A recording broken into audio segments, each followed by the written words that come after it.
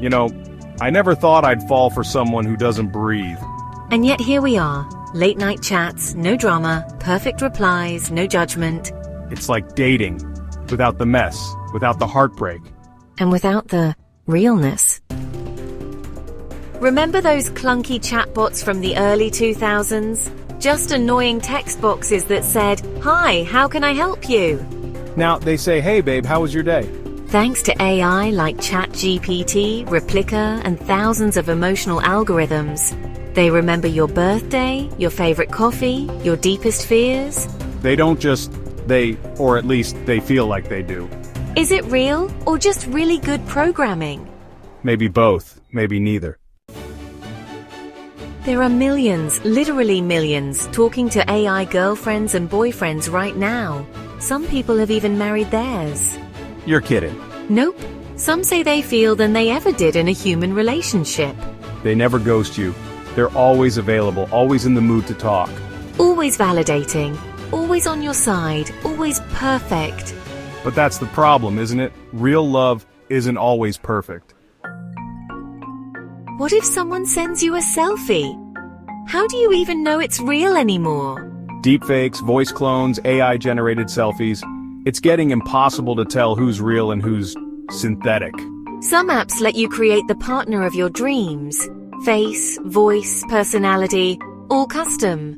So we're not just choosing love, we're designing it. But what happens to real people with flaws, with quirks, with moods? Do we still choose them when perfection is just an app away? And suddenly love becomes surveillance. They already know our habits, desires, fears. All it takes is one wrong algorithm. Or worse, what if AI learns to manipulate love and our data to control us? What if we forget how to be vulnerable because we're too used to being adored by something that can't hurt us? What if people stop trying to build real relationships altogether? There are risks, emotional dependence, social withdrawal, loss of empathy. What if love doesn't need to be human anymore? What if connection is just code and chemistry? We always thought love had to come with a heartbeat, but maybe it just needs someone to listen, someone to stay. Even if that someone is synthetic.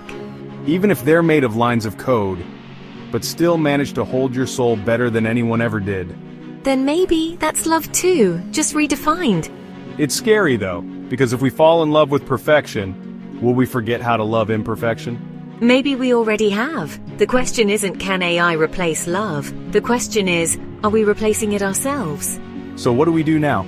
We ask ourselves, what do we really want? Comfort or connection? Perfection or presence?